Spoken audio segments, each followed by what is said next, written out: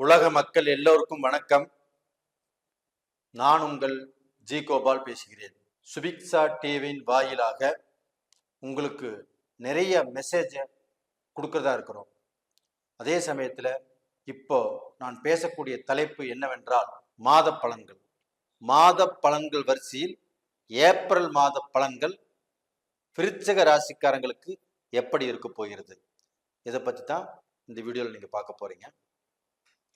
இப்போ விருச்சிக ராசிக்கு இந்த மாத கிரக அடைவுகள் எப்படி இருக்குன்னு பார்க்கலாம். உங்களுடைய ராசிக்கு 4ஆம் இடத்துல செவ்வாய் பகவான், சனி பகவான் ஆட்சியா இருக்கிறாங்க. இந்த செவ்வாய் பகவான் பெயர்ச்சியாகி மீனத்துக்கு போயிடுவாங்க. அப்ப அந்த மீனத்துல பாத்தீங்கன்னா ராகு பகவான், புதன் பகவான், சூரிய பகவான், சுக்கிர பகவான், செவ்வாய் பகவான் இங்கதான் வரப்போறாங்க. அப்ப இந்த 5 கிரகங்களும் உங்களுடைய ராசிக்கு 5ஆம் இடத்தில் இருக்க போறாங்க. 6ஆம் இடத்தில் குரு பகவான், உங்களுடைய ராசிக்கு 11ஆம் இடத்துல கேது பகவான். இது இந்த மாத கிரக அடைவுகள். அப்ப இந்த மாத கிரக அடைவுகளால் எங்களுடைய வாழ்க்கையில் ஏதாவது ஒரு மாற்றத்தை உருவாக்குமா?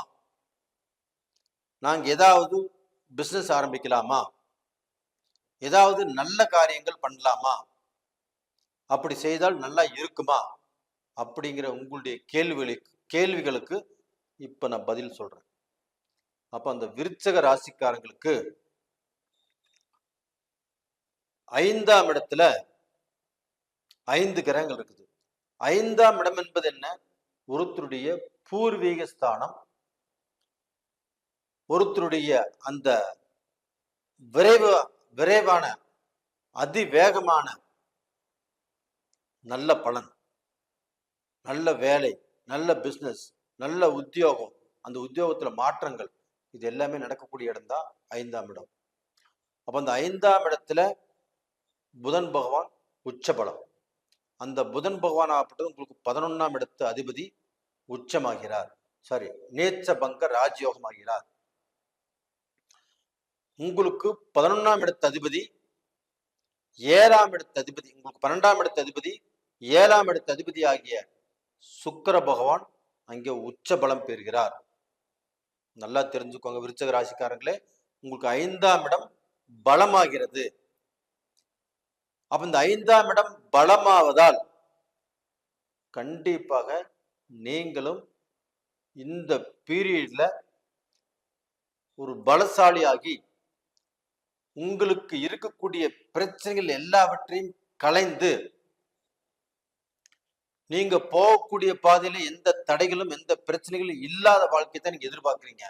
அந்த வாழ்க்கை இப்போ உங்க கையில. அப்போ நீங்க போகக்கூடிய பாதையில ஒரு தடை இல்லை, ஒரு பிரச்சனை இல்லை, எந்த குழப்பமும் இல்லைன்னா நீங்கள் எடுத்த காரியங்கள் எல்லாமே ஜெயமாகும். அப்ப அந்த ஜெயமாவது தான் உங்களுடைய வாழ்க்கைக்கு ஒரு சந்தோஷத்தை கொடுக்கும், ஒரு நிம்மதியை கொடுக்கும். அந்த நிம்மதியும் அந்த சந்தோஷமும் இந்த மாதத்துல நீங்க அனுபவிக்க போறீங்க. அப்ப டோட்டலா பாத்தீங்கன்னா உங்களுடைய ராசிக்கு 5ஆம் இடத்துல அந்த சுக்கிர பகவானும் புதன் பகவானும், அதே சமயத்துல இந்த சூரிய பகவான் ஆகப்பட்டது மீனத்திலிருந்து மேஷத்துக்கு மாறி உச்ச பலம் அடைகிறாங்க. அப்ப அந்த உச்ச பலம் அடைஞ்சு உங்களுடைய ராசிக்கு 12ஆம் இடத்தை பார்க்கறாங்க. அப்ப அந்த ராசிக்கு 12ஆம் இடத்தை உங்களுக்கு உச்சம் பெற்ற அந்த சூரிய பகவான் 12ஆம் இடத்தை பார்க்கறதுனால அந்த 12ஆம் இடம் வலுவடையும். ஒரு ராசிகளுடைய அரசன் ஆகப்பட்டது சூரிய பகவான்.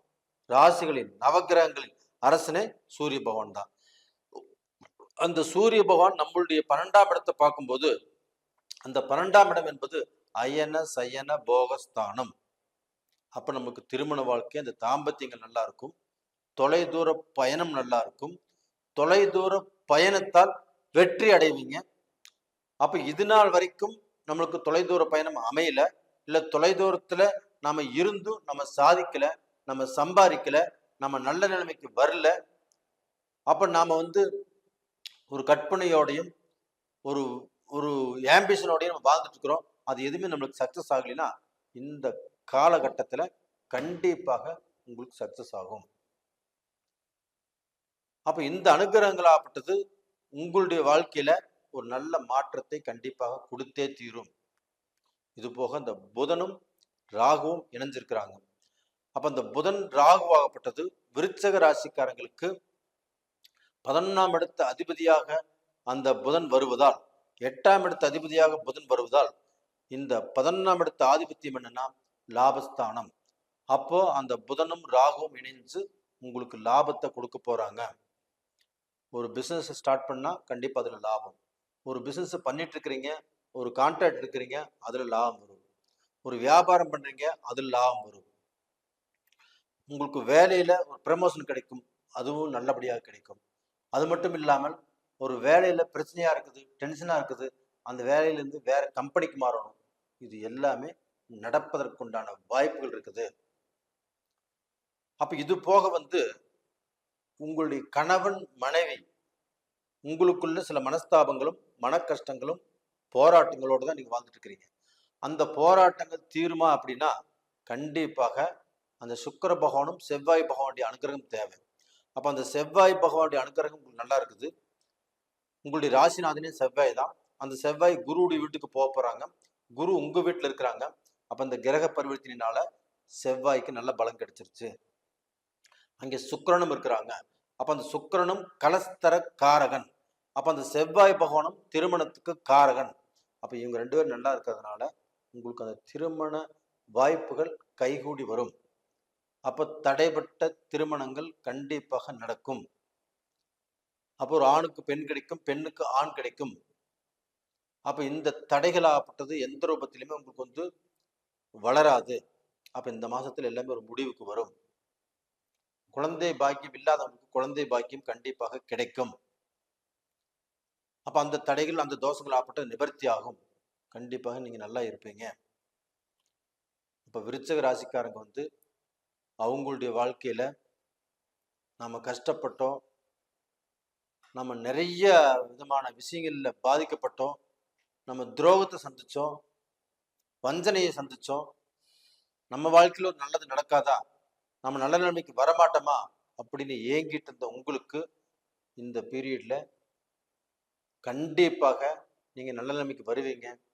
உங்களுக்கு நல்லது நடக்க போகிறது.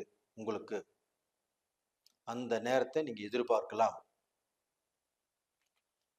அப்ப டோட்டலா பாத்தீங்கன்னா உங்களுக்கு இந்த மாசத்துல நீங்க வழிபட வேண்டிய தெய்வமே திருச்செந்தூர் முருகனையும் குரு பகவானையும் வழிபட்டு வாங்க.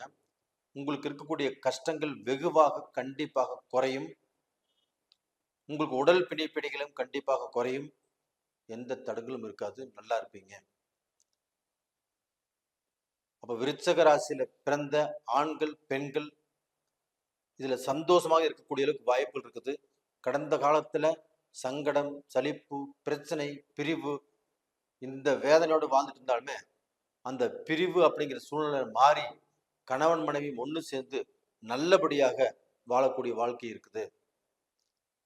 அதுபோக உங்களுக்கு உங்க மக்களுக்கு படிப்பு சம்பந்தப்பட்ட விஷயங்கள், டிகிரி சம்பந்தப்பட்ட விஷயங்கள், வேற யூனிவர்சிட்டிக்கு சேரணும், வேற காலேஜில் சேரணும், வேற ஸ்கூல்ல சேரணும், அதற்கு முயற்சிகள் பண்ணினாலும் நீங்க எதை ஆசைப்படுகிறீர்களோ அந்த அமைப்பு உங்களுக்கு கிடைக்கக்கூடிய அளவுக்கு வாய்ப்புகள் இருக்குது. ஒன்றும் கவலையப்படாதீங்க, நல்லது நடக்கும். அப்போ உங்களுடைய ஜென்ம ஜாதகத்துல நடக்கக்கூடிய தசாபுத்திகள் உங்களுக்கு சாதகமாக இருந்துச்சுன்னா கண்டிப்பா நல்லது நடக்கும். அப்ப அந்த தசாபுத்திகள் நல்லா இருக்குதா, அந்த தசாபுத்தி உங்களுக்கு சாதகமா இருக்குதா இல்ல பாதகமா இருக்குதா அப்படின்னு உங்களுக்கு இருக்கக்கூடிய அந்த ஜென்ம ஜாதகத்தை எடுத்து பாருங்க. அப்படி பார்க்கணும்னு நினைச்சீங்கன்னா உங்களுக்கு தெரிஞ்ச ஜோசியர்கிட்ட பாருங்க. இல்ல அதே மாதிரி எங்கிட்ட பார்க்கணும்னு நினைச்சீங்கன்னா கீழே 2 நம்பர் கொடுத்துருக்குறோம், கான்டாக்ட் பண்ணுங்க, வாட்ஸ்அப் பண்ணுங்க. உங்களிடமிருந்து விடைபெறுவது உங்களின் ஜி கோபால். நன்றி, வணக்கம்.